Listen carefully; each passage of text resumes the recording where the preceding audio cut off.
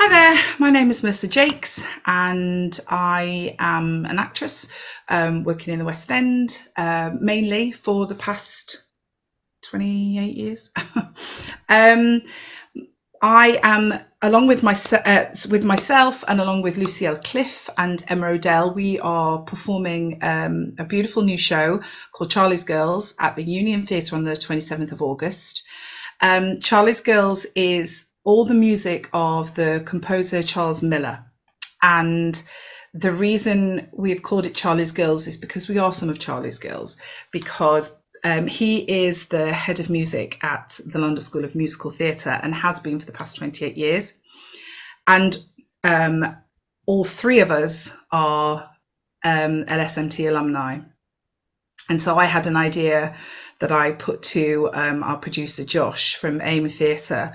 I'd had this idea of the three of us, well, three women, four women, anyway, strong women performing these incredible songs. He's just the most amazing songwriter. And I chatted with Josh about it, and he, as the hotshot producer that he is, has got it off the ground. So if you've been at LSMT, you know what a huge cog in the wheel Charles is. And the brilliant thing about LSMT is that when it comes to the end of year showcases, it's usually a show that's been written by Charles. So you're not doing, any old show. It's very personal. And I was actually in the first year of LSMT, so 1995. I was the first class, so I was one of his first students. So I'm singing songs in Charlie's Girls that were written right back then for us as a class. So it means more to me than I could ever imagine, and also to Lucielle and Emma to, just to relive all this beautiful music, and directed by Fenton Gray, who was also one of our tutors at LSMT. As you say, then you've performed in concerts and stuff before, but obviously when it's more of a personal connection, is that kind of more special for you? Yeah, so special. Nerve-wracking, no, well, not nerve-wracking, but you need to get it right. You want to get Charles's music right. But speaking for myself, both Charles and I have such trust in each other. I trust his music. I trust why he's written a particular melody.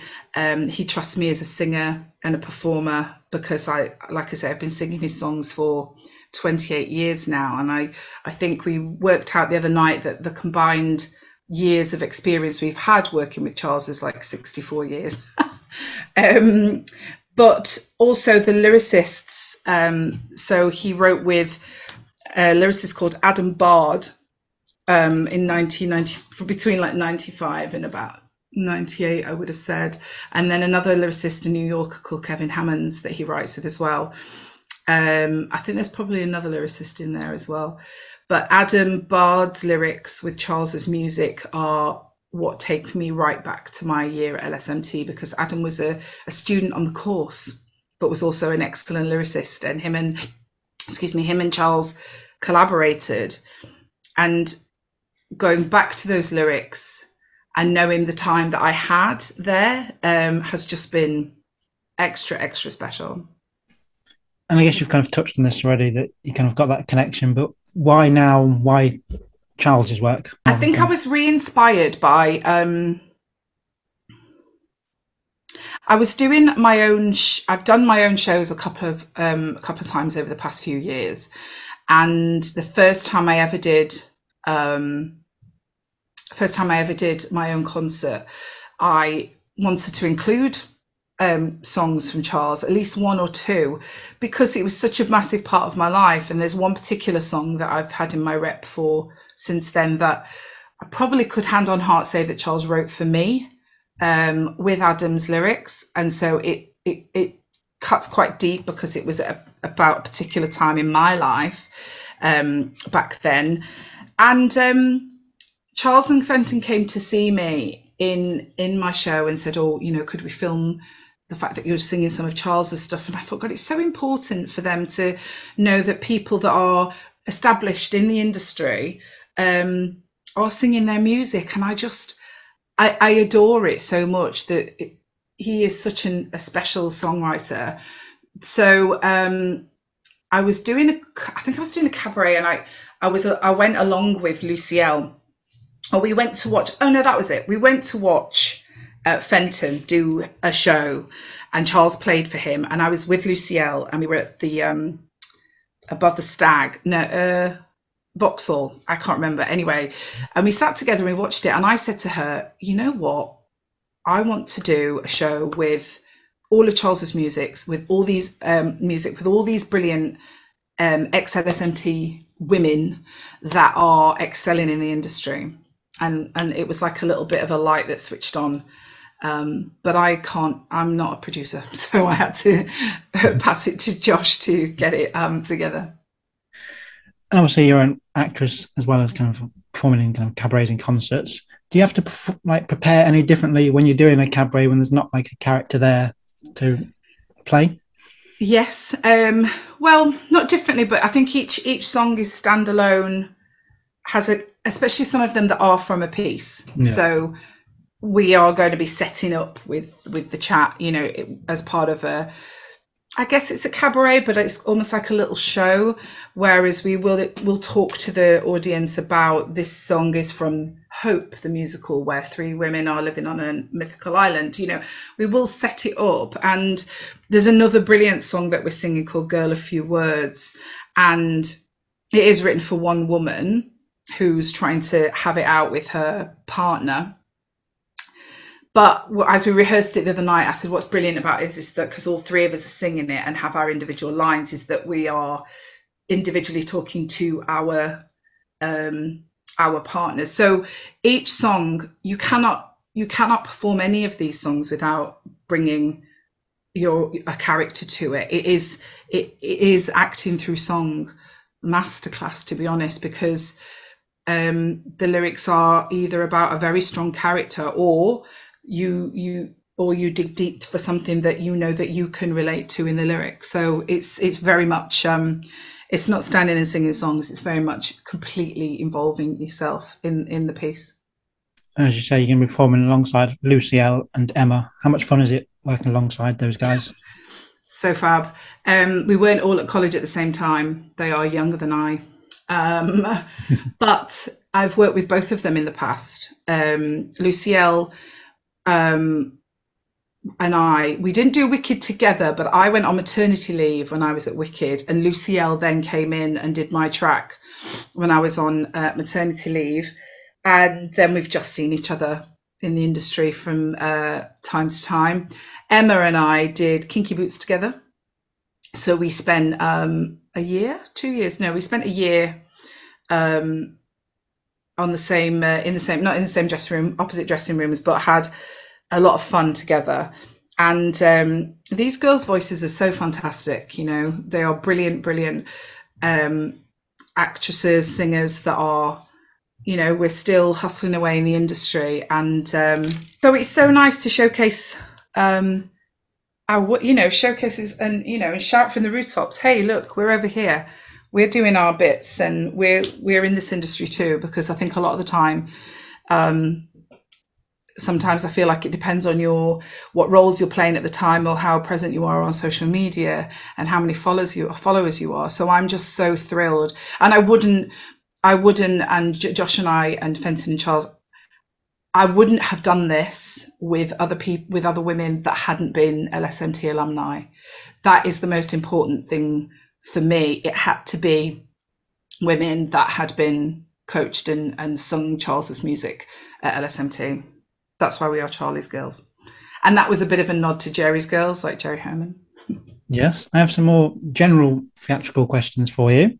Go ahead. If you weren't in theatre, what would you be doing with your life?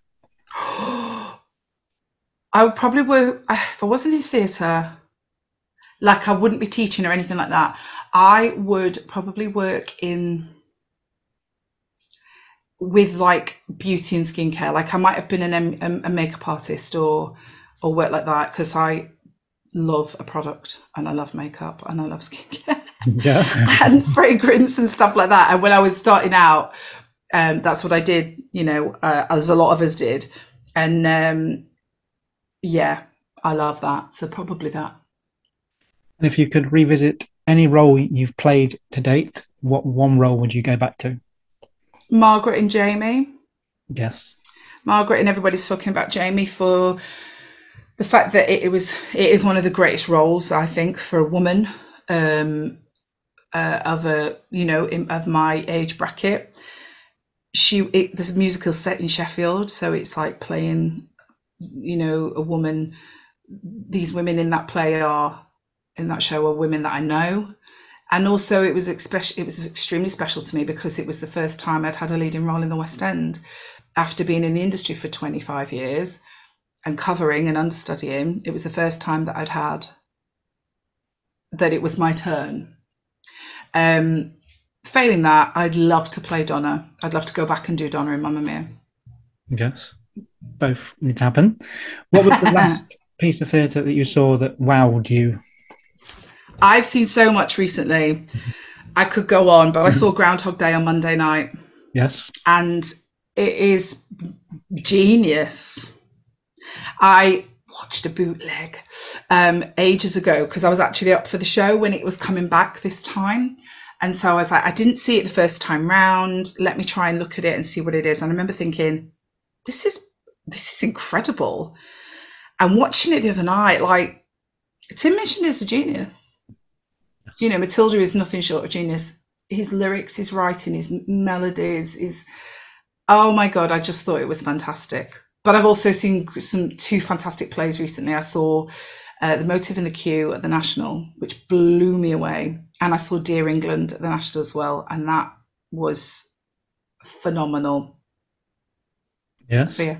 And then going back to the beginning, what was the first show that you remember seeing that had an impact on you? Oh, God. Well, my parents always took me to the theatre, and I saw a panto every year. And that's another thing that I always, go on about as well, is with pantomimes, people are first to sort of like poo-poo it or whatever. Firstly, it's extremely hard work. Secondly, it's usually the first piece of theatre that a child will see. Yes. So that is extremely important. Um, but the first thing I remember seeing Joseph at the Crucible in Sheffield and seeing the part of the narrator and going, yeah, that's what I want to do. That I want to do that there. But something that made a profound effect on me was Evita. And my dad took me to see Evita at the City Hall in Sheffield. So it was a touring production. Yeah. But we didn't have a touring venue like the Lyceum. The Lyceum was shut down at that point. It would have been the early 90s or the late 80s, maybe. The late 80s, probably. Yes, late 80s. And the City Hall in Sheffield is a concert venue. So it's not a tour. It doesn't have a fly. You can't really do it, Yeah. but they did it. And I went to a matinee with my dad, and that opening scene with the cinema, and they're all sat watching the cinema and there's cigarette smoke and the lights flickering of the thing. And then the announcement comes on that Evita has died. And then that music came in, and it was like an electric shock. I have never, ever felt a feeling hit me like that before. And I was like, I'm in. This is what I want to do. Yes. And then it may be a Sheffield based one, but what is your favourite theatre just in the UK? In the UK, oh gosh, I love the Crucible. I think it's an absolutely incredible space. In fact, I did see Miss Saigon there recently. Yes. I love to be able to go back when I'm at home and go and see something at the Crucible. Fun fact, I have never worked in Sheffield as a pro. I did Amdram stuff at the Lyceum, and I did theatre. I did at the Crucible as well, and I did stuff as a kid at the Crucible, but I am yet to go there and work as a professional. So it's on my list to do. I saw Standing at Sky's Edge at the Crucible, and the Crucible just creates fantastic theatre. Yeah. So I'm a huge fan, and obviously, and that I'm not biased, I just think it is. But as far as beautiful theatres go, The Prince Edward is a very special theatre to me. I love it. So Yeah. it's a cinema. Yeah. It's 20s or 30s, I think. It's such a beautiful, it's massive. Yeah. And I love it. I love the style of it. I'm a 30s geek, so I love 30s architecture. And also, I was in the original cast of Mamma Mia, and that's where we opened that show. And so that is a really special theatre for me. And then what keeps you inspired as a creative, kind of when you're in the highs and lows? What keeps you inspired? That's a really good question. I guess constantly trying to watch stuff, Yeah. and I don't know why I can't really afford all these theatre trips I'm doing at the moment, but I feel the need to keep seeing stuff. I went through a period of not seeing anything at all, but I think sometimes that's because when you're working, Yeah. Yeah. if you're doing 8 shows a week, you don't get the chance, and you're a parent, you don't get the chance to go to see anything. So I'm trying to now, because I'm going out on tour in October. So I'm trying to see as much as I can at the moment. But I think watching a musical movie, or seeing things that people post online, or you might work with someone that then leads you down a rabbit hole of going, oh well, what did they do, and then that leads you on to something else. I'm a bit of a nerd when it comes to things like that. So if I'm up for a particular show and I don't know it, or I don't know the writer, I look at their back catalogue, and I go down a YouTube rabbit hole of looking for Mhm. stuff. And in fact, I've been inspired this very morning, by some Adam Shankman, who choreographed and directed Disenchanted. Um, oh gosh, what's his other shows? Hairspray, Yeah. movies. He has just directed a musical moment in, I think it's called Murder Zone.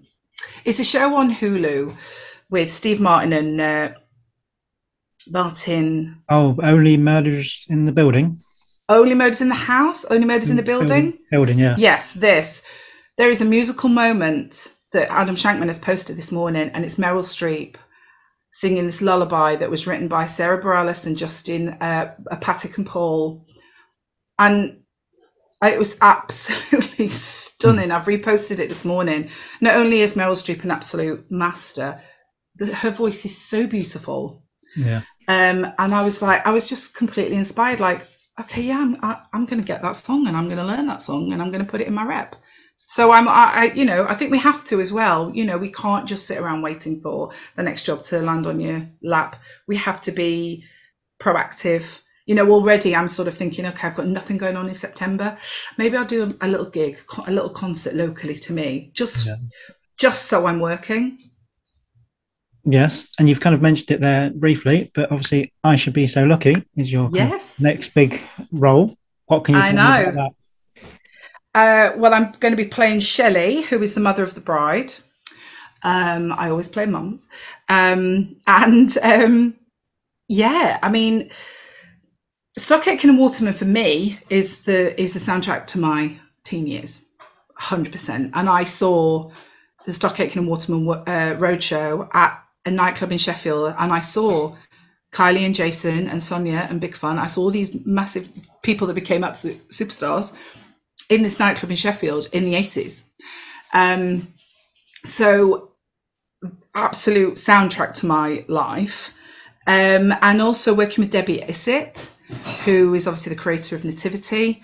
I'm very excited / nervous to work with her, because she just creates magic, and everybody I speak to who I know in the industry has said, you're just going to love it, Melissa. It's a process like no other.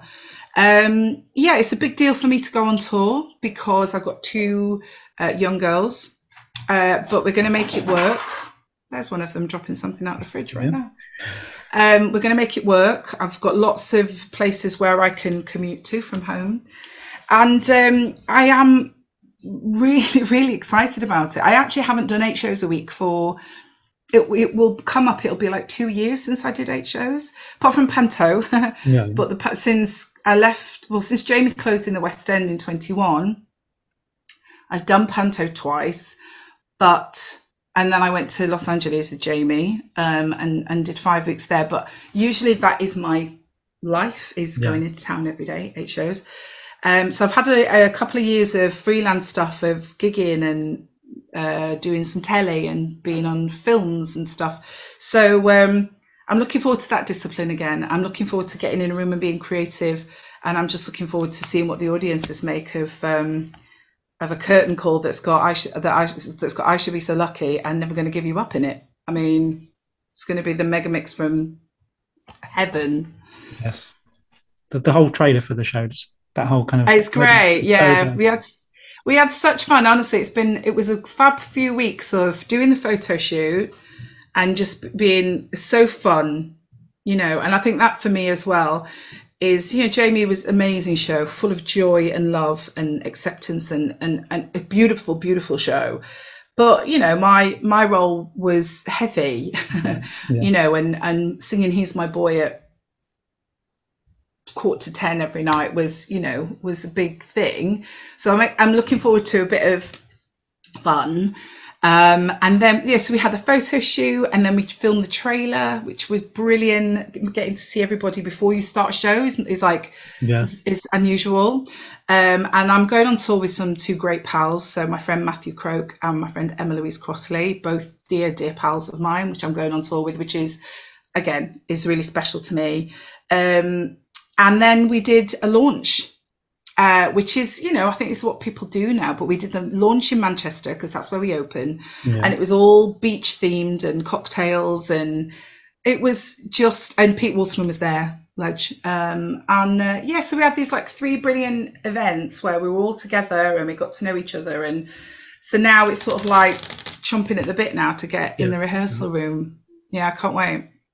Amazing. Well, I'm going to say But first things first, Charlie's Girls at the yes. Union on the 27th of August. Yes. So I'm going to say I Should Be Lucky is from the 2nd of November for everyone. But It is. We open 2nd of November in Manchester. yes, going full circle back to Charlie's Girl. My final question though, why for anyone who hasn't booked yet, should they book to come? I think if you love musical theatre, if you love women's voices and 3 different voices as well, and you love to hear new writing, original writing, it's just going to be an hour of funny, emotional storytelling.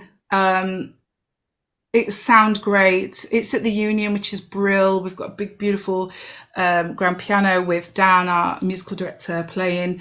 It'll just be a lovely way to spend an hour on a summer's evening in August. So please come and see us.